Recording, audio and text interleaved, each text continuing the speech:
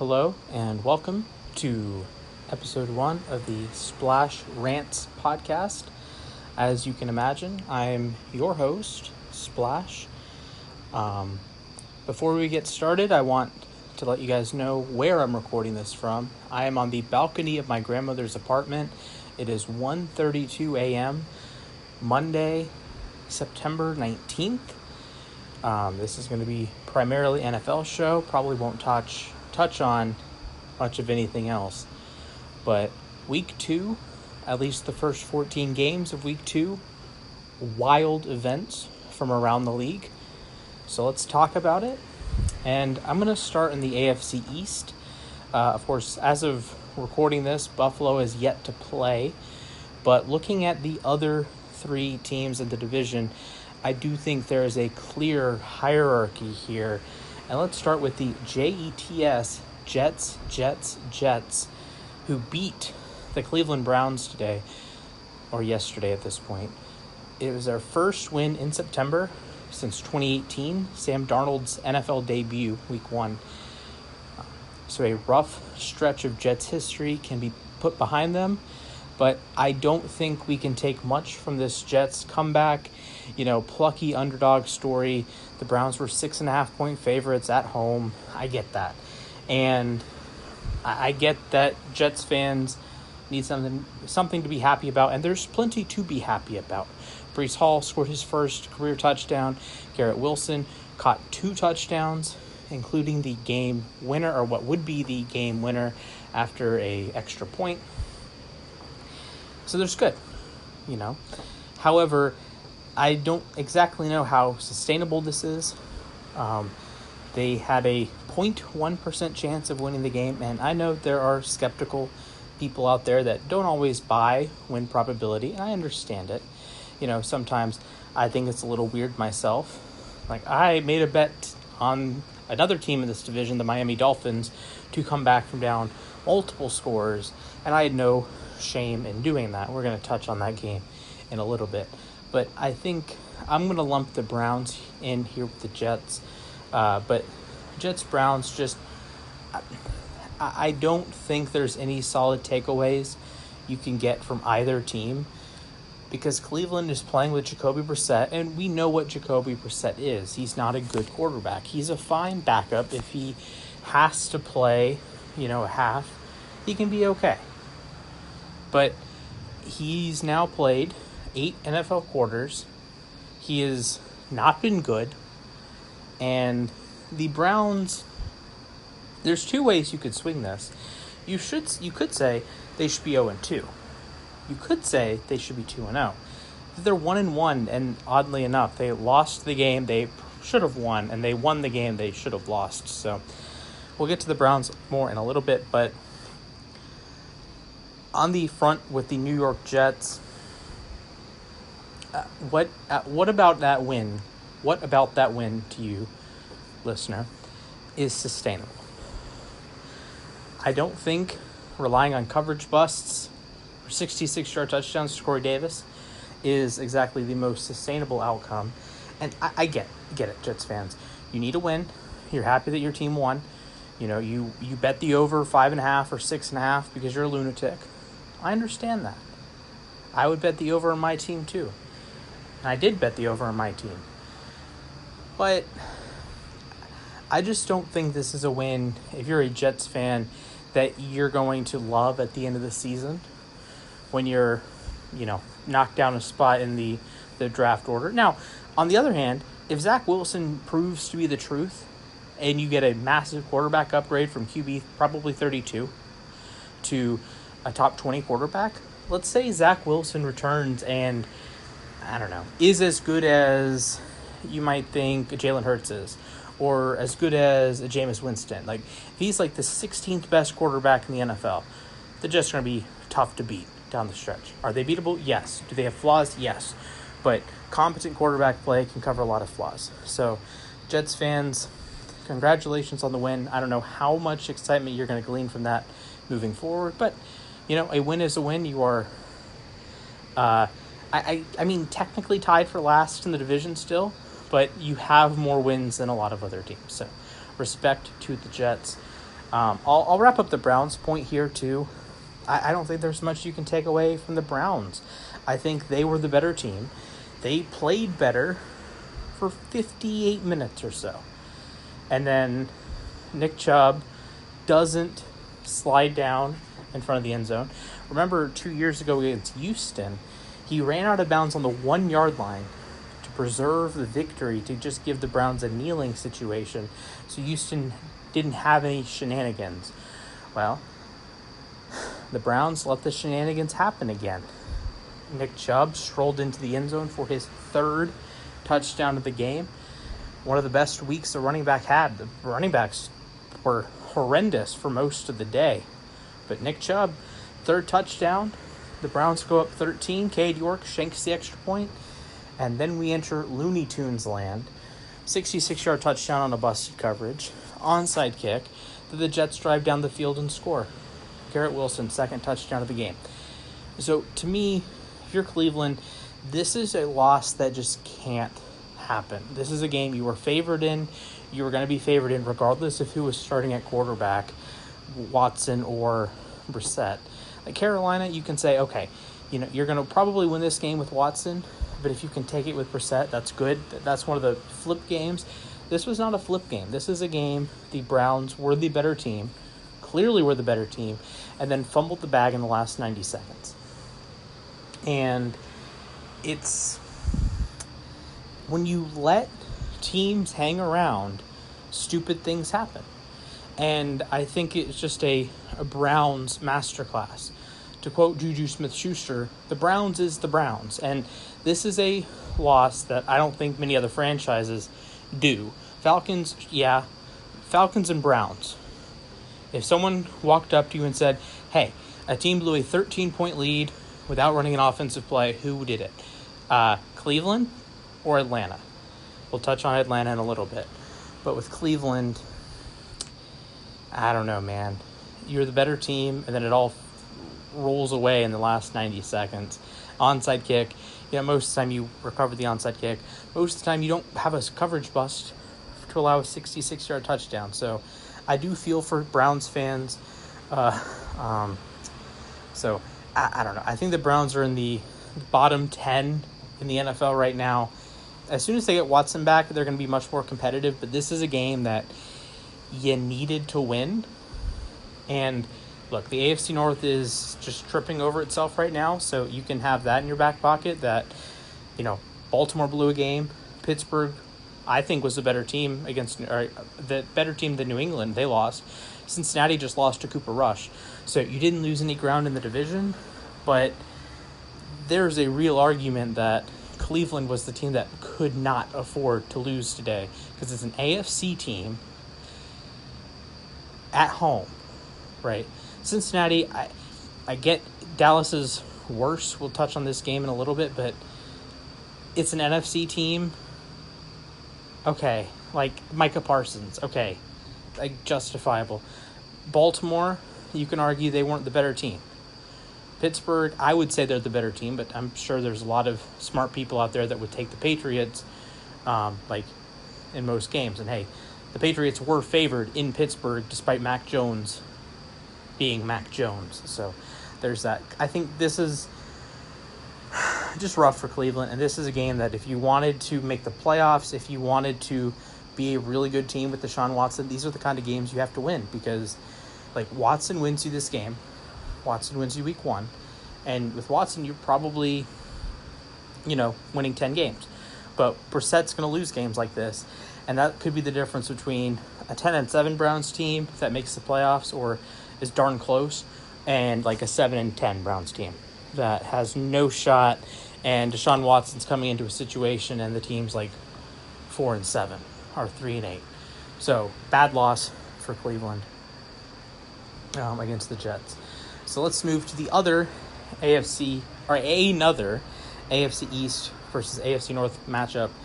All three, of course, all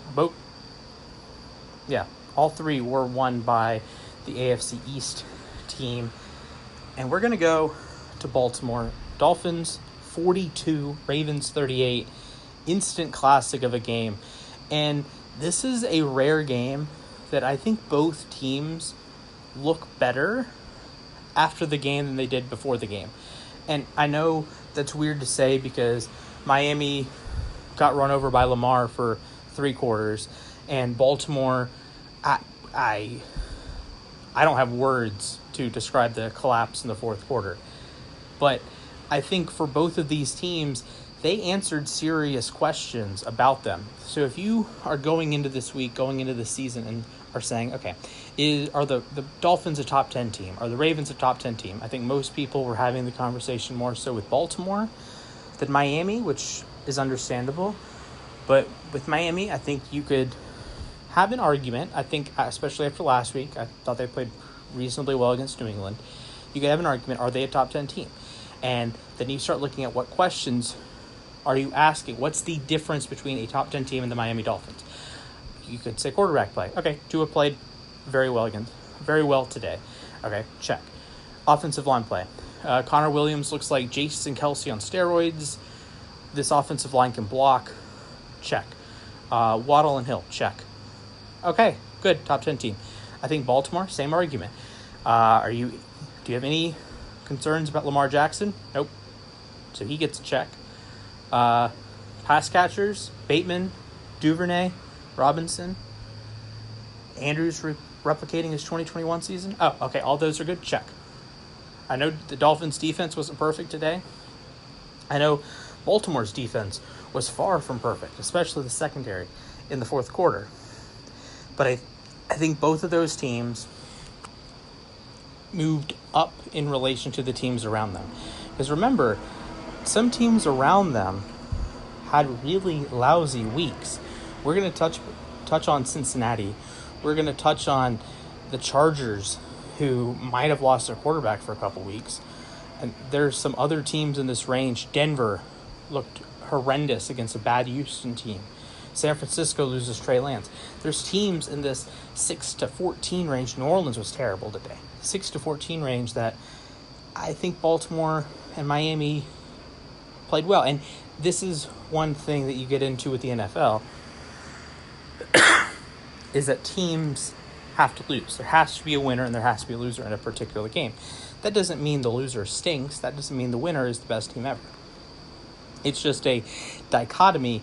And I think Miami and Baltimore, they were the best. That was the best game. And to me, that was the only game of the week so far that both teams played well. Okay, sorry I had to cut because I got into a coughing fit. But with Miami and Baltimore, I think both of those teams played well, and both of those teams would have beaten just about everyone else on the docket today. They happen to play each other, and you're going to happen to say, oh, Miami gets this huge jump because they beat another good team, and Baltimore, well, they blew a 21-point lead in the fourth quarter, which is clearly and obviously bad. I know that. It's the first time a team's done that just in the fourth quarter since 2006. The Dolphins had a 2% chance of winning this game, and Baltimore just folded. And this was, to me, less about Baltimore's offense not being able to move the ball and more about Miami just zinging it with the explosive plays. So Baltimore, in those last 3 drives, so they were up 21 after the Lamar Jackson 79-yard touchdown. And us Ravens fans, yes, I'm a Ravens fan, we knew at some point Lamar's going to do it. Lamar's going to have the highlight, the quintessential highlight, and he did it, 79-yard touchdown on the 3rd and short. Ginormous play. Ravens go up 21. And then after that, it kind of unravels. So you force Miami into this, 3rd and meh from midfield. On 2nd down from this spot, Tua hits Waddle. Waddle bobbles it. It goes off 3 Ravens. And Marcus Williams is just sitting there. Ball lands in his lap. He drops it. Next play, Tyreek Hill gets free touchdown. All right. Game on, I guess. 14-point game. I forget the order here, but the next 2 Ravens drives, one was a punt, the only punt of the day, and one was a 4th down failure midfield. One of the quarterback powers that just isn't working right now because the Ravens' offensive line, from a run blocking standpoint, has been poor, and no one other than Lamar has a pulse when carrying the football, which is clearly bad, but Baltimore is getting reinforcements. J.K. Dobbins, Gus Edwards, Ronnie Stanley. There's something there, and we know this team has been dominant on the ground. They were dominant last year on the ground, despite Latavius Murray and Devontae Freeman and guys like that carrying the ball. So, either way, Miami scores again after the second failed drive for Baltimore. Then Baltimore, walks down the field, gets some first downs. Tucker makes a 50-plus yard field goal, and you can sing Kumbaya there. If you're Lamar Jackson, you did your job. You gave your team a chance to win. And then Miami walks 75 yards the other way, and Jalen Waddle gets a little bit of separation on Jalen Armour-Davis. Alabama on Alabama crime. And Miami takes lead with 15 seconds left. Baltimore gets into range for a Hail Mary. I guess you could have argued maybe Bateman was shoved down in the end zone, but I don't know, whatever. Hail Mary comes up short. Dolphins win. But like I said, I think both of these teams kind of move up in the power rankings, kind of move up to me as teams like Indianapolis stinks. Tennessee looked not very good week one. They played tonight. Denver hasn't played well. The Chargers could be without Herbert. Vegas stinks. So I think we have a pretty clear dichotomy here of Miami, Baltimore. You have the third and the fourth best teams in the AFC. Are they as good as Kansas City or Buffalo? No. But I think they're pretty clear 3 and 4. If they play 100 times, I might take Baltimore 51 out of 100 times because they have Lamar Jackson. But both of these teams are very good and, to me, firmly are top 10 teams. And let's wrap up the East-North battles here. Patriots-Steelers. This was just a slog. Mac Jones versus Mitch Trubisky. This is one that I do think Pittsburgh, for 99% of the game, was probably the better team. And then Nelson Aguilar makes an obscene catch on Ahkello Witherspoon down the right sideline. He had no business making the catch. Not a great throw from Mac Jones. Just a total 50-50 ball. You're just chucking up to Nelson Aguilar and he makes the play of the day. So, respect there. I think both of these teams fall into the same category of limited quarterback, worse than the Jameis Winston line, or worse than the Jalen Hurts line, or whatever average quarterback you want to, fun but average quarterback. Because Mac Jones is not fun. Mitch Trubisky is not fun. Neither of these quarterbacks are fun to watch.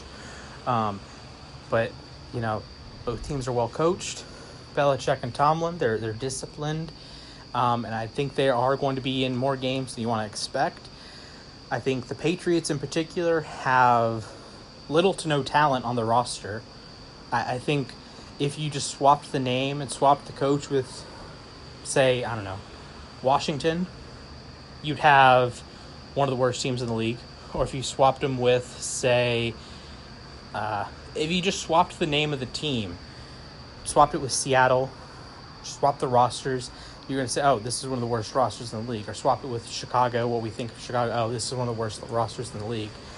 I think Pittsburgh, with TJ Watt out, you have less high-end talent to kind of, quote, to bail you out. I know Mink had a pick. Deontay Johnson had some nice plays. But overall, Pittsburgh is very star-reliant. Deontay Johnson, TJ Watt, Cam Hayward, Minka Fitzpatrick, Pat Freiermuth. Yes, I count Freiermuth as a star.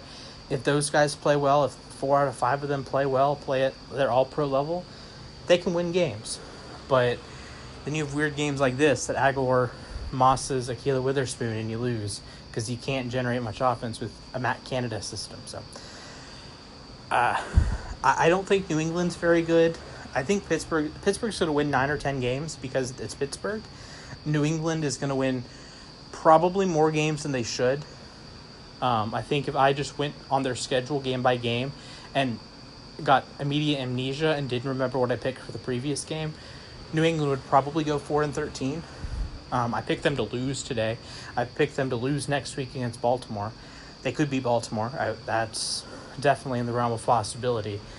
But I don't know what New England brings to the table long term. And I think Pittsburgh is just going to be a 9-8 team for no reason, or a 10-17 for no reason, and lose early in the playoffs if they make the playoffs.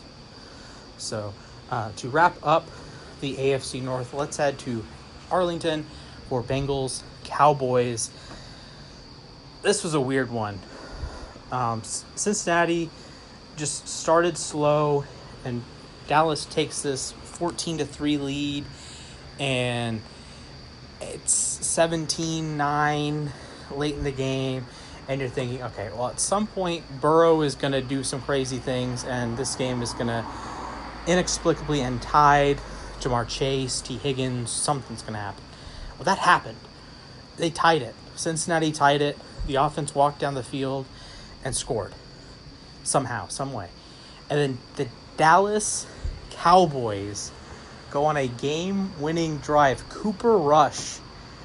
And I swear, this game was on the big screen for me. So I watched every single snap of this game.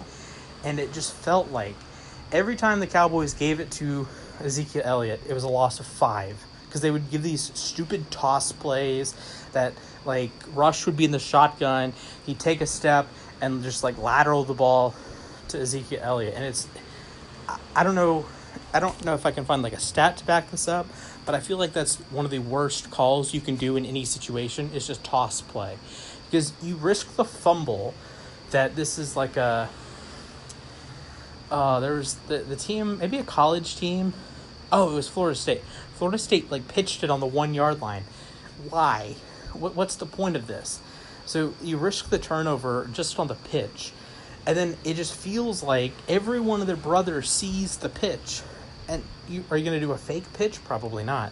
So everyone's swarming to the ball immediately, and your guy's 5 yards behind the line of scrimmage. So I don't get the pitch plays, but then they'll give the good runs to Tony Pollard, and he'll turn it into, like, 15 yards a carry. So strange game there, but Dallas works their way down, and then somehow they make the field goal, 50-yard field goal. They win the game. The Dallas Cowboys somehow defeated the Bengals. Bengals were a popular survivor pool pick if you didn't get blown up by Houston and Indianapolis last week. And then Dallas, beats them. So for Cincinnati, the immediate takeaway is I think this is more on Joe Burrow than a lot of people are letting on. So week 1, Burrow has the 4 interceptions, 1 fumble lost. And Burrow got, to his credit, got bashed for it, which is fair. And I knocked him in my quarterback rankings, which you can find on the YouTube. Although this is probably going on the YouTube at some point, so oh well. So I get that. But this game, and even parts of week 1, and parts of last season, Burrow does not do his offensive line any favors. And this is a scary thing that I do think Cincinnati has better pieces along the offensive line, but in certain game scripts, I think Joe Burrow is counterproductive to how his offensive line plays and how the Bengals as a whole play, because for Burrow, he can get so caught up in trying to make the big play, trying to make the splash play to Chase or Higgins, that he doesn't realize people are trying to tackle him. He pretends almost that the game is 7-on-7 rather than 11-on-11. No, there's plenty of guys that can come tackle you. Like, you are not safe. And look, I know Collins had a rough day. Jonah Williams had a rough day. Keep in mind, both of them were matched up against Micah freaking Parsons, who is the defensive player of the year. I don't want to hear any arguments against that. And I know the interior, you had not an injury at left guard, but You have a rookie starting at left guard and Cordell Volson. Your center right guard, to me, just aren't as good as people think they are, because you hear, oh, well, Karras is coming from New England and Kappa is coming from Tampa. Okay, those are two teams with good offensive lines. Yeah, they're good teams because their worst linemen is these guys. They're not good because of them. They're good almost in spite of them, because they have four other players that aren't Alex Kappa or aren't Ted Karras. So Cincy, I think Joe Burrow almost needs to fail. And I've said this to people in group chats I'm in and football communities I'm in, that the worst thing to happen to Cincinnati last year was going to the Super Bowl and not winning. If they had won, then, everything is negated because you accomplished your goal. But your goal is to win a Super Bowl, and the worst thing that can happen to you is getting to the Super Bowl, losing, because you think one or two minor changes will save the day. And if you pick the wrong thing to change, you're screwed, because Joe Burrow is about to make $75 million a year. Maybe not that much, but it's going to be ridiculous.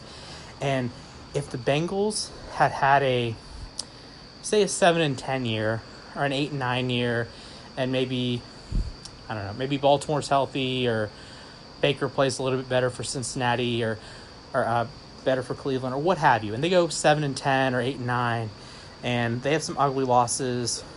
Maybe you flip the Kansas City game, or you lose a Week 18 game to Cleveland to keep you out of the playoffs. Something weird like that. And maybe you think, Zach Taylor's not the right coach for Joe Burrow. Then this 2022 Bengals team, I don't think is starting 0-2. But you can kind of become complacent when you have that peak season that doesn't win the championship. And I think you can look to other teams, in fact, that experience this, that reaching that peak but not winning the title hurts you the next year. Because it's hard to go back-to-back in terms of winning your conference twice, and it's especially hard after you lose it the first time. So the last couple teams to win the Super Bowl and then go back to the Super Bowl, Patriots, Chiefs, they won it first, right?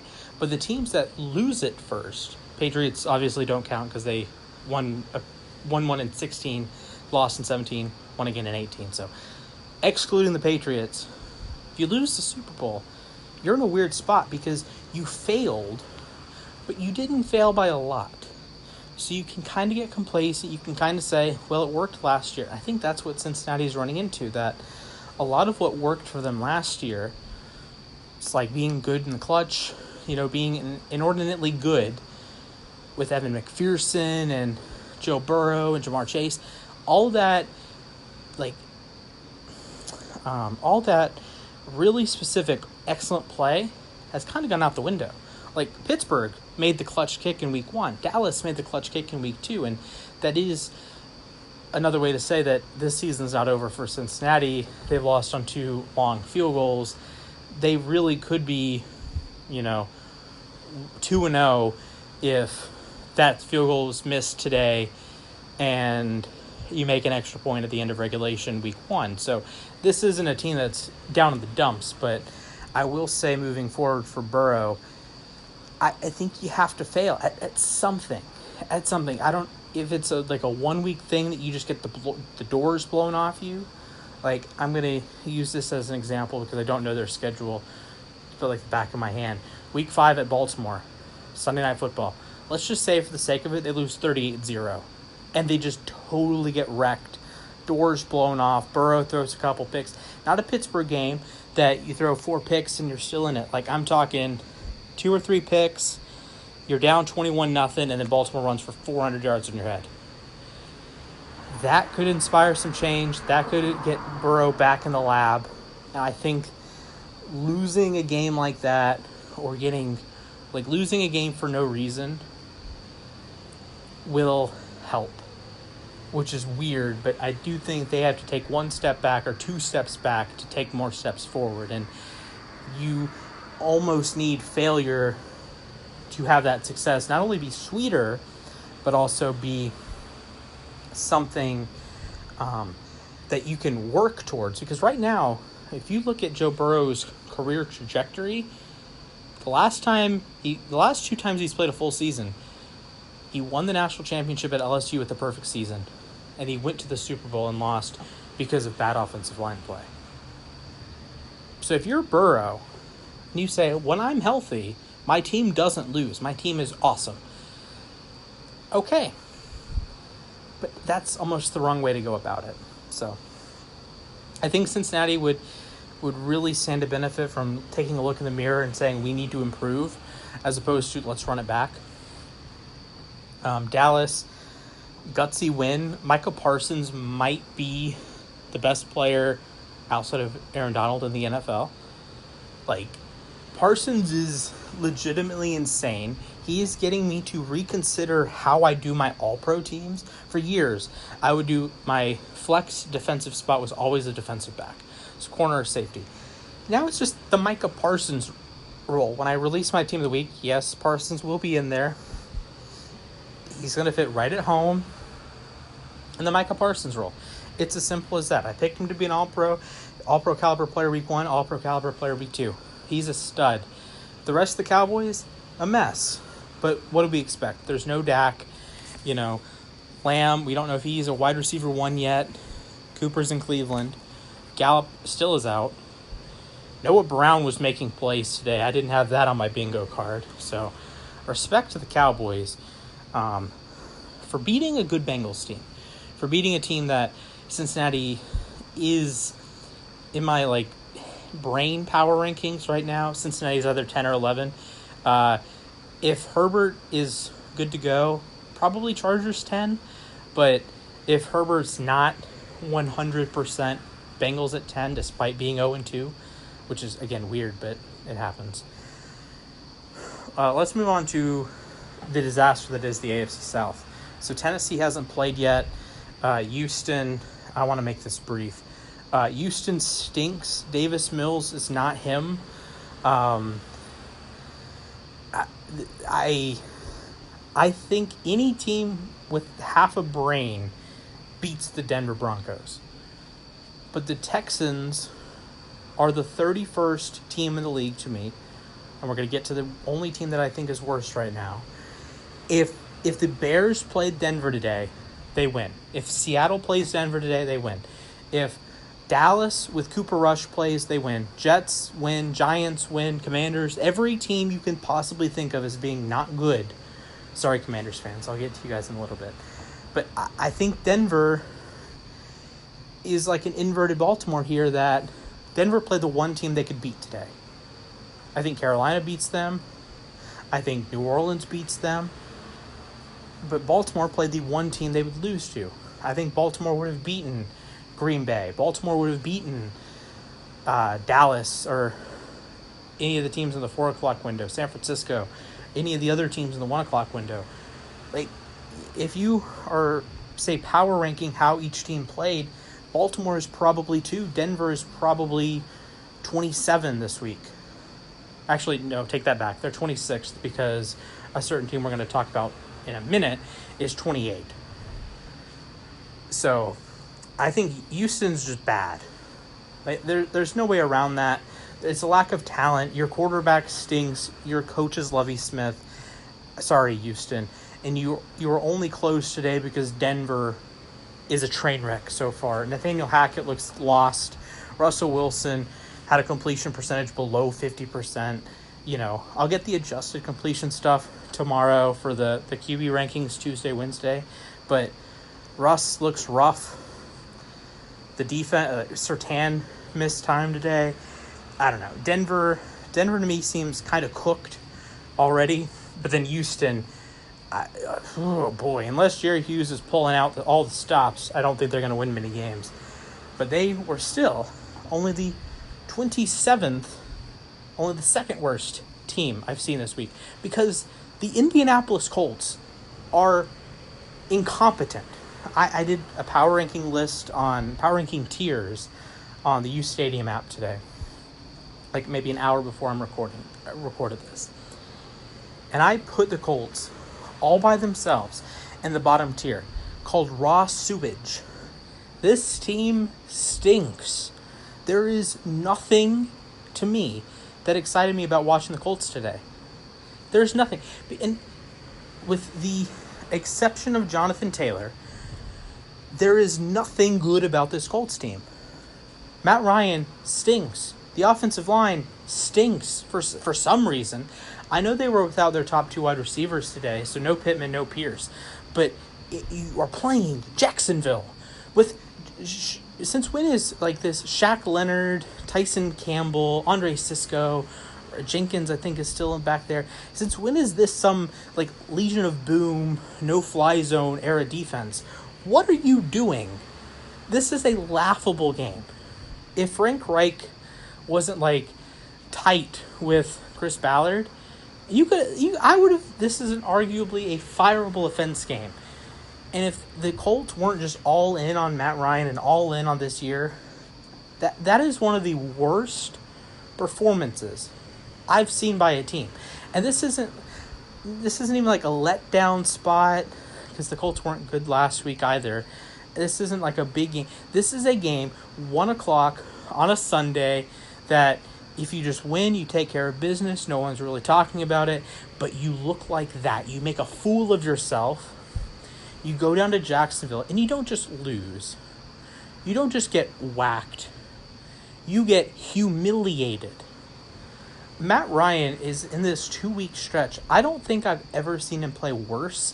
He is actively trying to help the opponent. And I know week 1, I kind of misspoke. I said he was throwing the ball to the defense, and in reality, it was just him putting the ball on the ground a bunch of times. Today, he was throwing the ball to the defense. I thought Ryan was horrendous. The only positive you could take away from this is Jonathan Taylor. But if you are not winning, having Jonathan Taylor is kind of pointless. 9 carries for 54 yards. Let me repeat. 9 carries against the team that has the last 2 number 1 overall picks. What are we doing here, Indianapolis? As of right now, the Colts are the worst team in the NFL.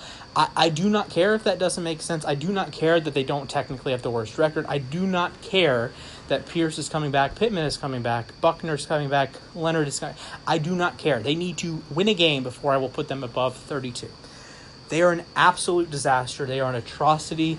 They should be tried for treason because of how bad they play football.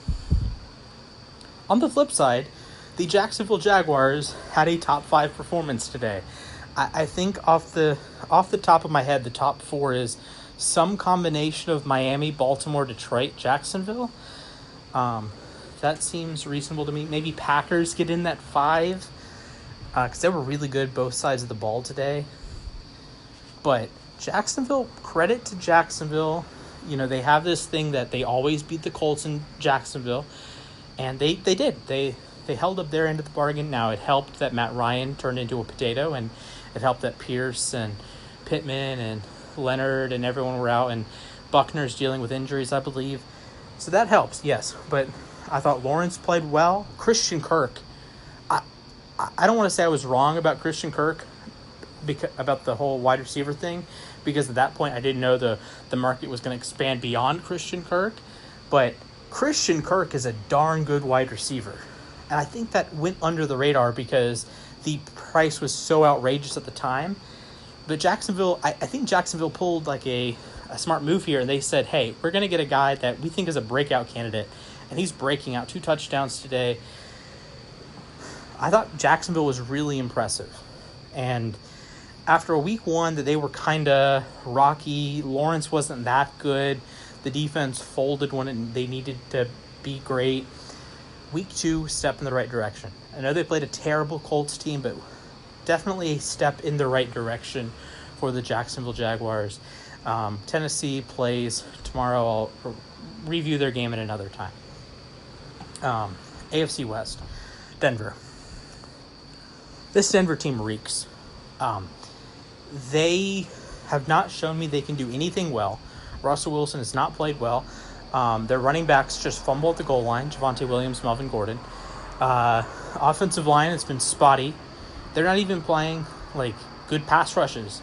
They're spotty. Seattle and Houston combined still might be a bottom 5 pass rush. We are talking about the bottom of the barrel from like teams they faced, and I don't know if another team has just been worse other than the Colts.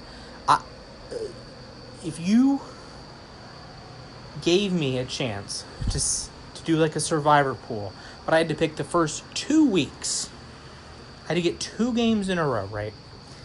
Denver was my pick. I picked up the Denver defense in every single league I could. I'm in 10 fantasy leagues. I picked the Denver defense up in 9 leagues, I believe. Maybe one I got sniped and ended up with Cleveland or something because they played Carolina week 1 or what have you. But I look at this, and Denver's defense, to their credit, has allowed like 26 points in 2 weeks. And they've allowed 9 points in 6 quarters. Granted, the quarterbacks they've played are Geno Smith and Davis Mills, so that's why I got them. But the offense, again, Seattle, not exactly the best defense in the NFL. Better than they are on paper, sure. But Houston, what are we doing here? So I think Denver, they won. They took care of business. They were trailing for a decent chunk of that game. I'll be fair there. They were tied or trailing for a decent chunk of that game. But there's a chance Denver just might not be that good. Now, there's another team in the AFC West that's worse, but for right now, I think Denver is pretty clearly the number 3 team in their division, and that's a big gap between 2, 3, and 4. Let's talk about 4. The Las Vegas Raiders stink. And I know I've said stink a bunch of times, and Raiders fans will point out, well, hey, we were up 20-0, and the Cardinals had all of the breaks in the fourth quarter and overtime. You know what? You're right. You're right. But guess what? You, Raiders fans, told the world you got better. You went 10-7 last year. You told us you got better. You were a better team than you were in January. And I told you, and I said in my power rankings, when I ranked you bottom 12 roster, I ranked you, I think, like bottom half or right around the middle of my power rankings. I don't buy it. I don't think this offensive line is good enough. I don't think this defense is good enough. And guess what you've shown in 2 weeks?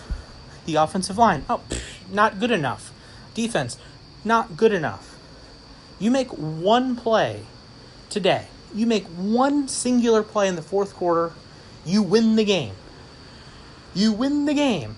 The Cardinals were approaching 28-3 levels of they need everything to go their way. They don't have the time for it not to.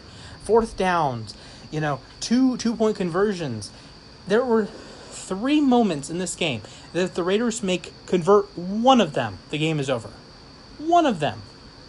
And even if you want to be nice and say they're coin flips, they had a 87.5% chance of closing out that game. If they make a play on the first 2-point conversion, if they make a play on the fourth down from the goal line, I think there was also a penalty involved on an earlier play in that sequence, but for the sake of this, let's ignore that.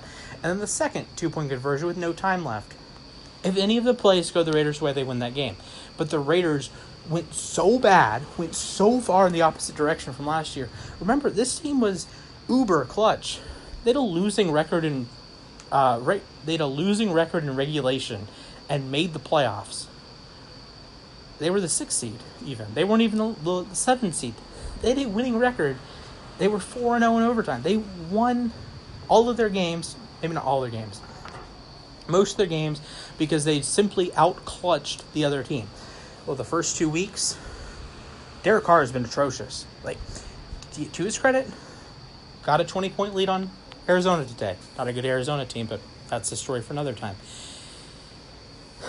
After going up 20-0, the Arizona Cardinals outscored them 29-3. Had to throw a defensive touchdown in there, throw an absurd couple 2-point conversions in there for Kyler. Kyler's stock pointing way up after this. I'll talk about Arizona a little bit, but I think Vegas has just been... It's been rough. I picked them to cover at least against the Chargers. I picked that at like a 3-point game either way.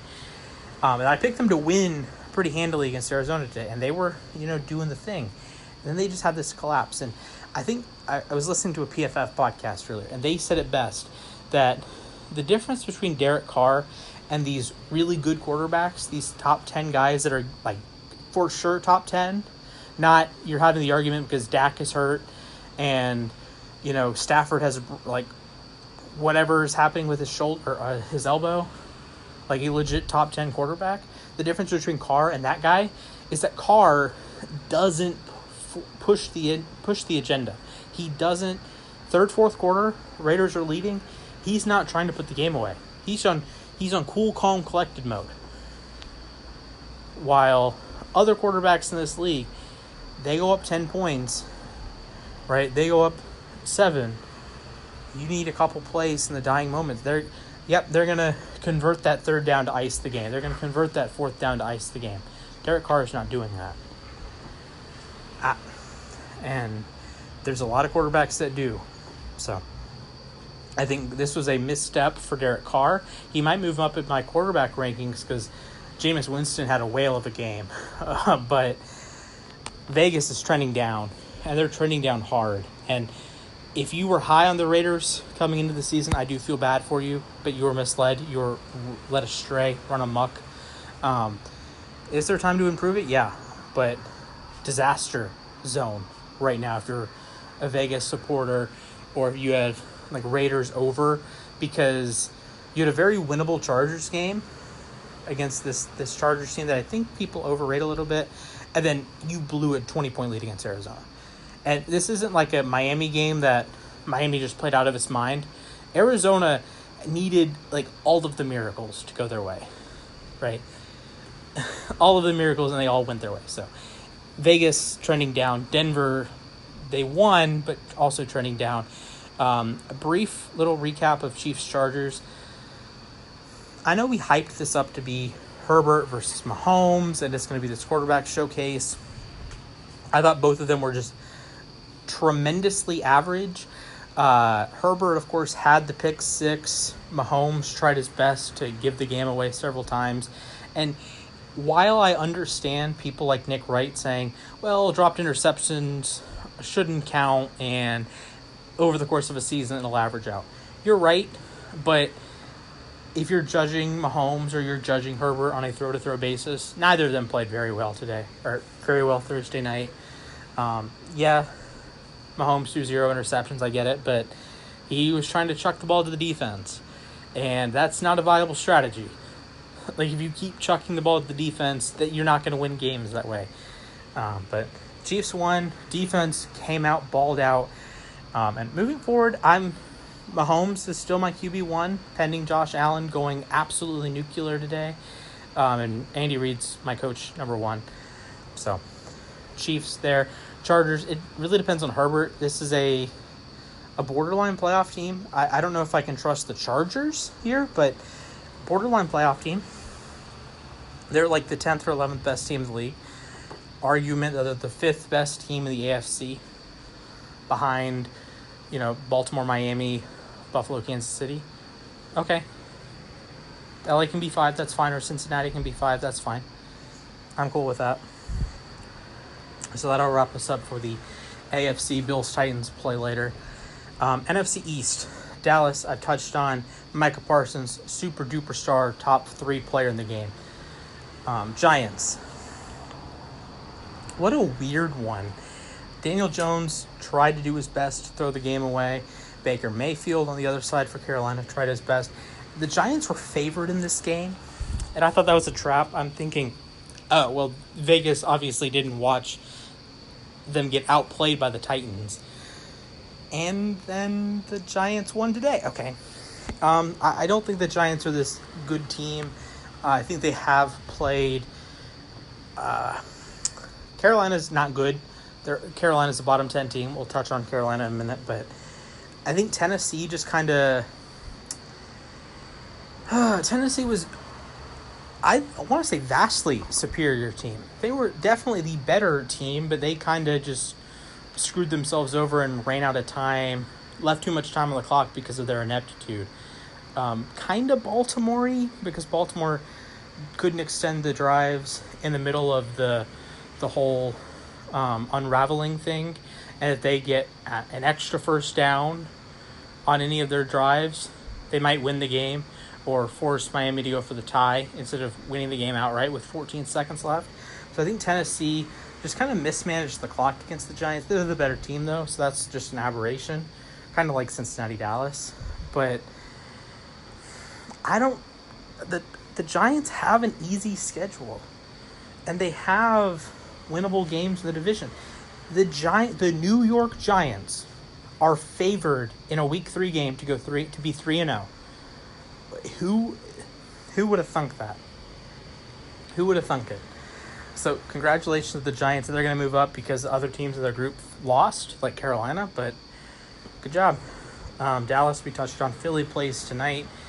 The Washington Commanders, they kind of got rolled today. I'll touch on Detroit. I'll clump these two teams together. Washington kind of got rolled.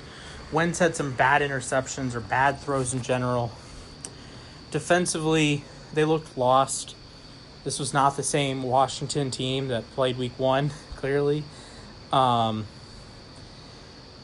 just didn't play particularly well. I know they scored points. I know I think, ended up with 27 points, or I think it was 36-27. So they ended up with 27 points.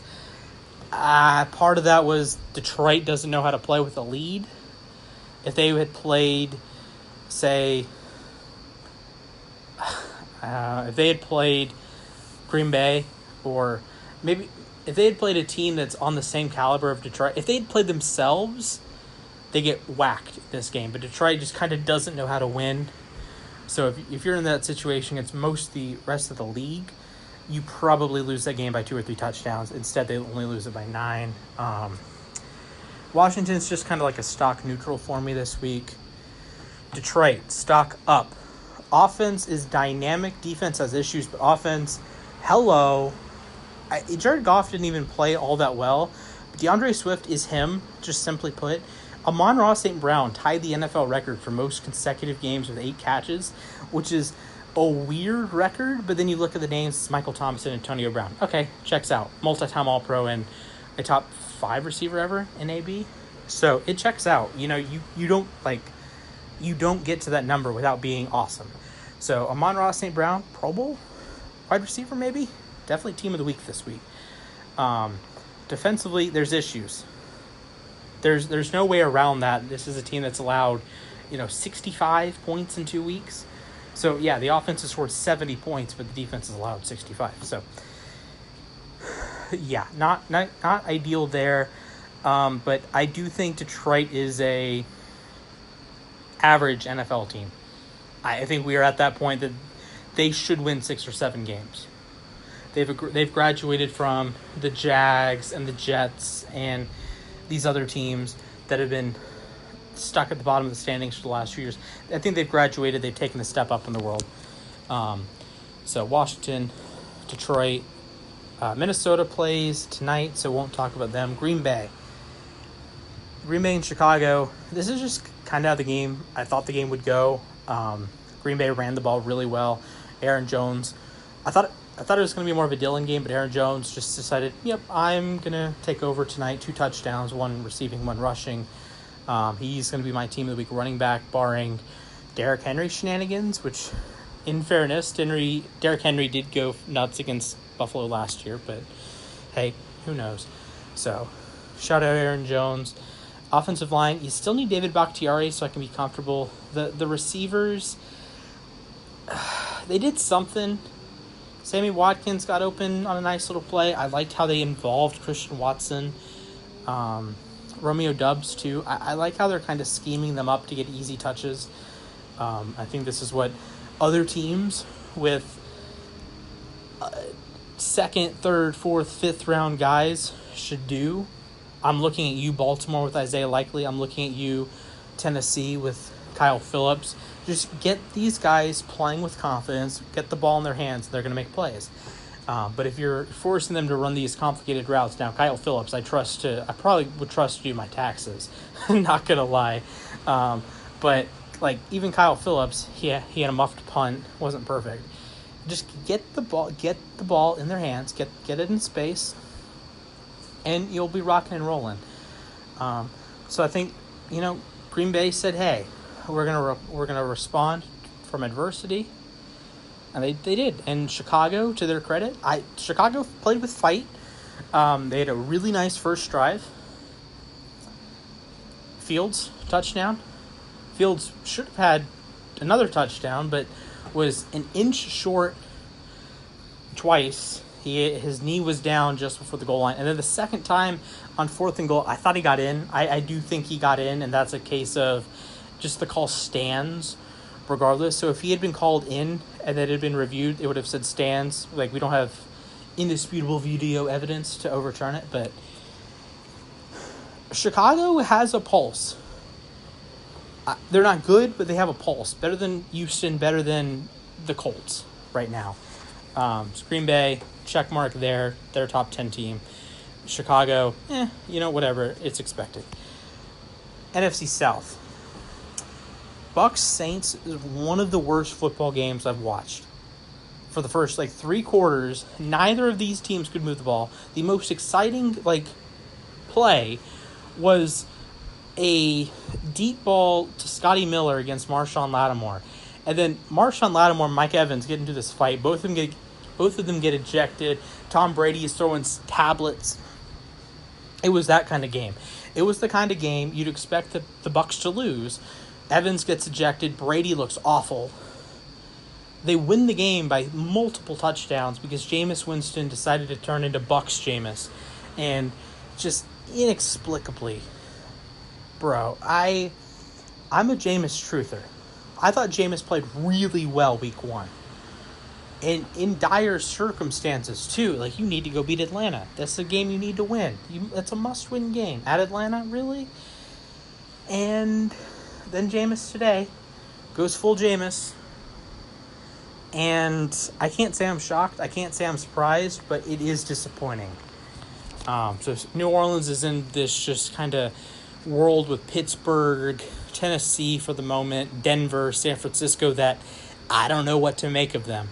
They have tons of talent, but there's something wrong with the roster. And it's, in this case, Jameis Winston. And the couple games a year that he's just going to throw away for his team. So, I'm sorry about the truck going by there. But Tampa, I think Tampa is trending down. There are 15 teams that play today that would have beaten Tampa. They just happened to play a team they wouldn't have beaten, or they would have beaten. So this is when you feel bad for, maybe even Washington. Washington had moments, There are teams that lost today that would have beaten the Bucs. I think Baltimore would have beaten the Bucs. I think Washington would have had a shot against the Bucs. Let's see. I think Pittsburgh, maybe. Because Pittsburgh's very good defensively. Maybe they have a chance at beating the Bucs. There's a couple teams that lost that might have beaten the Bucs today. But, oh boy. So Bucs Saints, I don't really think there's a whole lot to talk about. Carolina, there is. Baker Mayfield's not good. Again, like Jameis, I'm a Baker truther. And I will be picking the Panthers to beat the Saints next week. Sorry, New Orleans. But what are we doing here? I know I've said that for several teams, but you lost to Daniel Jones and the New York Giants.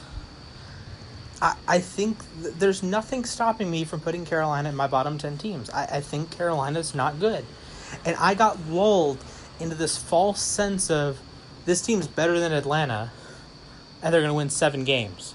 They're going to be competent. They're going to beat Atlanta twice. They're going to beat New Orleans once because Jameis can't win in Charlotte. So they're going to win 3 games in the division, get massacred by Tampa twice, and lose the other game to New Orleans. They're going to stick around. They're going to beat Cleveland week 1. I thought they would win that game. Beat the Giants week 2. I thought they'd win that game. That's already 5 wins. Pull another rabbit out of your hat because you were inexplicably the last place team in the division last year. So you get a slightly easier schedule. You get Seattle, right? You get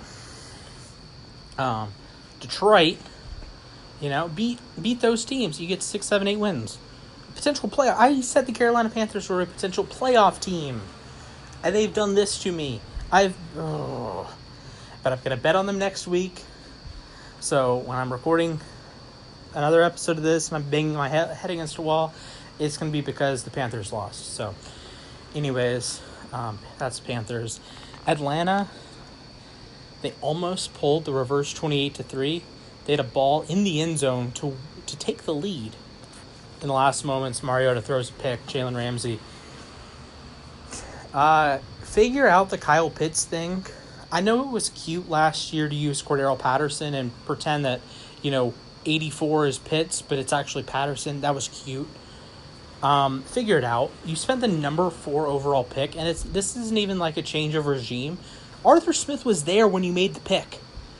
And Arthur Smith, to his credit, solved the Cordero Patterson issue, has not solved the Kyle Pitts issue.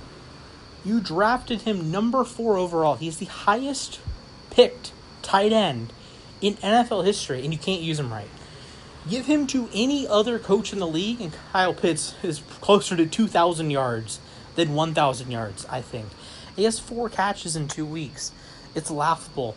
I do like how the Falcons kind of play with heart. They remind me of last year's Lions team that has no business being in games. And you could argue they should have beaten the Saints. And you could argue, hey, they were 1 play away from winning this game. They're 2 plays away from being 2-0. So I know there's other teams that can say that, but it's true. And let's wrap it up with the NFC West. With the Rams here. The Rams. Up 28-3. Up 31-17 with just a few minutes to go. Then blocked a punt. They almost blew it. I've said this on the sports desk before. I don't trust the Rams to close out games. I trust them to be good enough to win games, but I think they're going to have this issue that they can't run the football. The offensive line's not good. Cam Akers is not good. Darrell Henderson's not good. And Matthew Stafford is prone to throwing interceptions. I believe he has 5 in 2 weeks. I know that's not all his fault, but if you are playing with fire with an injured Matthew Stafford throwing the football, you could lose games that you should win. Buffalo got whacked. That's fine.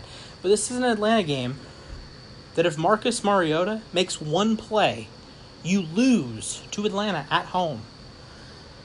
What are we doing here? I think this Rams team is kind of like a very bizarro version of Cincinnati right now, because Cincinnati relies so heavily on Burrow, Chase, Higgins to make plays that they kind of forget that that's how they make plays. The Rams do the same thing, that their offense is Stafford to Cup. That's the offense. And then sometimes they're like, let's try to run the ball here and just blow chunks for a few minutes for no reason. And Baltimore does this too, and these other really good teams, in theory, should put away other teams. And then they have these inexplicable drives that you run the ball on 2nd and 7 and get a loss of 2. It's like, 3rd and 9, crap, we need something here. And you don't always get that 3rd and 9. So I think the Rams are trending down. Falcons aren't good, but the Rams are trending down for sure. San Francisco is another team that's weird. Jimmy Garoppolo is in now. I'm gonna do a Trey Lance tangent here. I feel so bad for Trey Lance, and the worst part.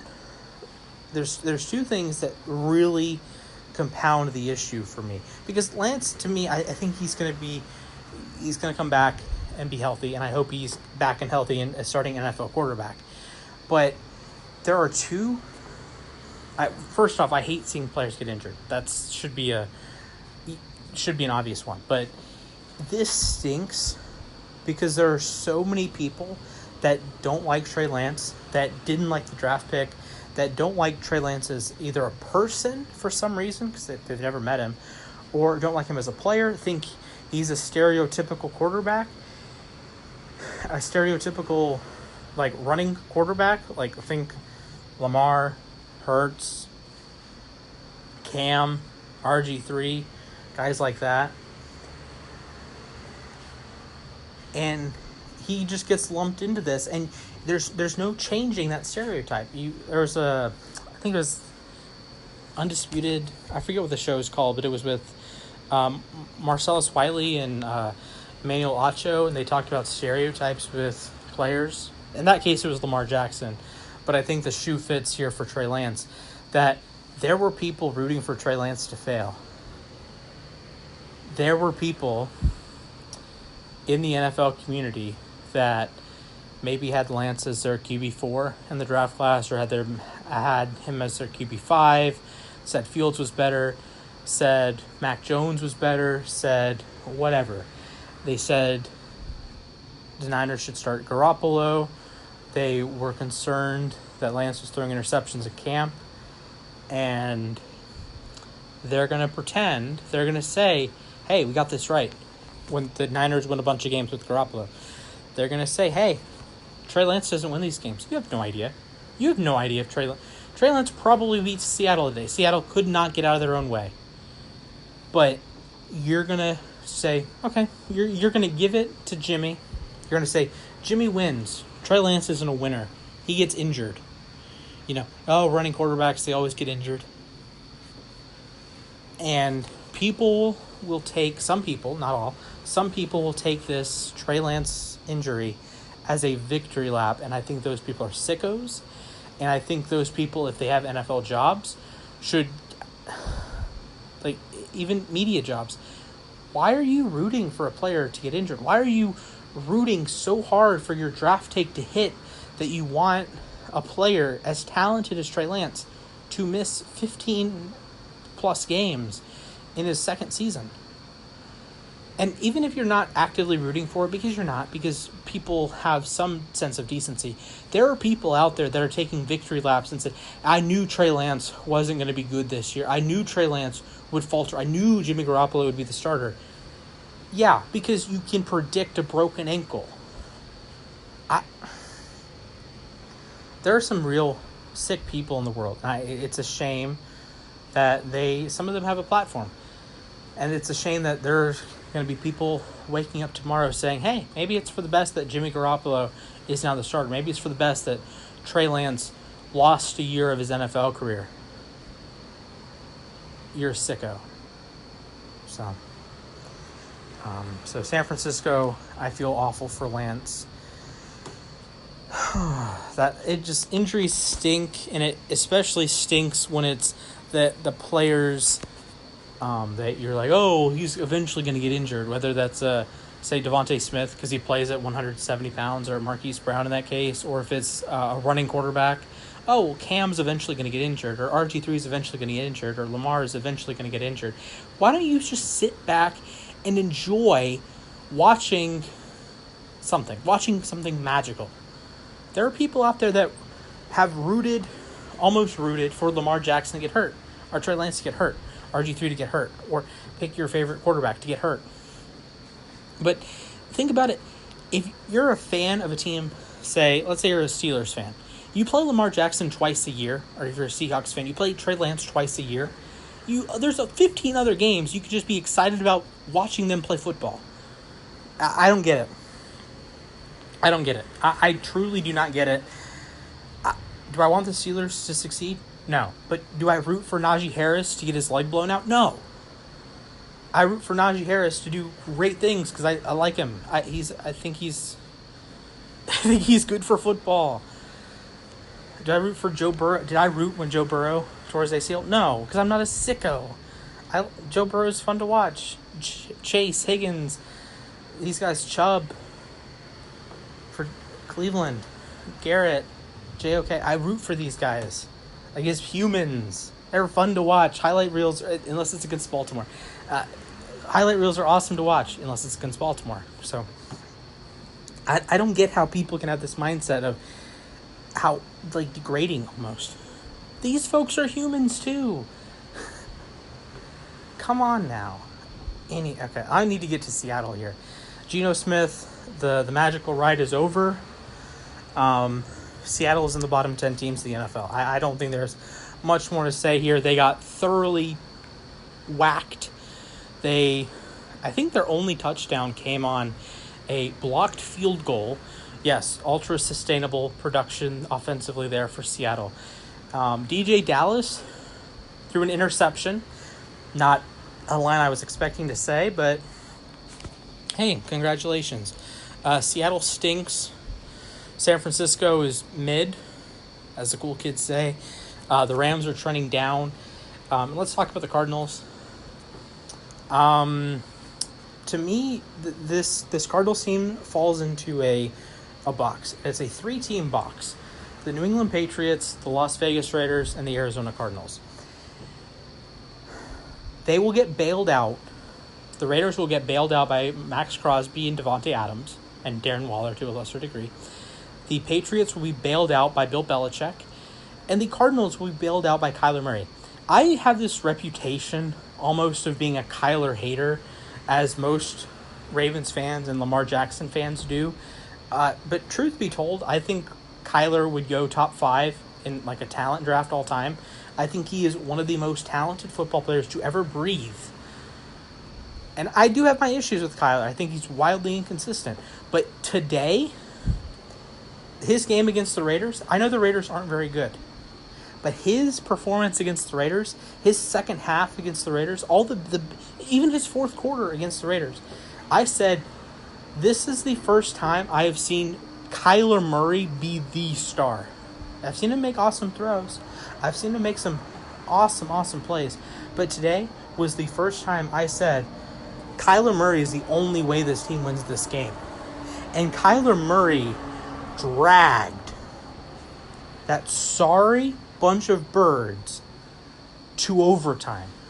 And he made one whale of a throw to Hollywood on a 4th and 1. I don't agree with taking shots on a 4th and 1. I'm all for getting the first down. On the biggest play of the game, consecutive biggest plays here. First 2-point conversion. Kyler, magician stuff. All right, they score. Then the touchdown right at the end. More magician stuff. Then the 2-point conversion to AJ Green. Magician. That's one of the best throws I've ever seen from like a red zone perspective. And then he makes a perfect throw to Marquise Brown. Marquise just doesn't hold on to the football. Now, that's more of him getting destroyed by the defensive back, but Kyler played out of his mind when it mattered. This is reminiscent to me of Lamar against the Chiefs week 2 last year. Just no business winning that game. No business putting his team with a shot. Okay, sorry about that. Anchor only lets me record in 60-minute segments. So, back to Kyler Murray. So that game, that Kyler performance reminds me of Lamar against the Chiefs week 2.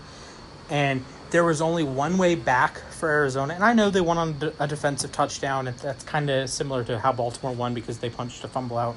But there was one way back in this game. It was Kyler Murray playing out of his freaking mind. And guess what he did? Kyler Murray played out of his freaking mind. I might throw him all the way up to number 6 in my quarterback rankings this week. I think Kyler, that's an MVP level play, MVP level game. Now, was he good in week 1? No. Do I trust him to be good week 3, week 4, week 5? No. Or that good? No. But that's a superstar game for Kyler. That's a game that Kyler wins. Kyler gives his team a chance to win. I don't know how many other quarterbacks give their team a chance to win that game. I think you go Mahomes, Allen, Rodgers, Brady, Lamar, Burrow, maybe. I think Herbert probably throws pick 6 and blows it, but maybe there's 6 quarterbacks in the NFL that win that game or give their teams a chance. Take that game to overtime. Kyler said, hold my nuts. I'm going to be quarterback 6. Because I thought it was 5. I thought there were 5 quarterbacks that, to me, could just ball out, could carry a team. Could carry a team when the odds were insurmountable. Mahomes, Allen, Rodgers, Brady, Lamar, Kyler Murray said hello. And I know people are going to say, hey, Justin Herbert did it against the Raiders. You're right, but I think people are still in the honeymoon phase with Justin Herbert. So I think Kyler is one of the biggest winners of the entire day. I think Kyler might even be a bigger winner than Tua. And Tua threw 6 touchdowns and darn near 500 yards. But Kyler, special. That's why he went number 1 overall. That's why he gets paid like he does. Kyler is a special player. And it's a blessing to watch him play. He's going to be my QB6 when I do my quarterback rankings. So, I've been talking for like an hour and 20 minutes now. It's about 3 a.m. I'm going to be sick in the morning, but I did record something. Hope you guys found this enjoyable. Hope there's something that made you laugh or made you question it or made you think, Splash, are you sure about that one? Or whatever. I hope I had you thinking. I hope you guys have a wonderful day. Football tonight, 7 o'clock, ABC, ESPN. We get Bills, Titans, and we get Eagles, Vikings. I think both are fun games. I will probably recap those in a shorter podcast tomorrow. I'm going to try to do this more because I have these at night, at least since I've been at my grandmother's. I go out on the balcony and just talk for a little bit. I tried it on Twitter once, didn't work. I tried on the U Stadium app a couple times. It doesn't really work out too well. But I'm going to try just recording it in Anchor. It's not going to be this edited thing. It's, rant. And that's what this is. So hope you guys enjoyed. Drop a like. I don't know how podcasts work. You could drop a 5-star review. I'll figure it out. I'll upload this to YouTube as well. So if you're watching listening, whatever. If you are consuming the YouTube version, drop a like, drop a sub, drop a comment. What team do you think won week 2? I would say Miami. What team do you think lost week 2? I would say the Colts. So I hope you guys have a wonderful day. Peace out and chop on.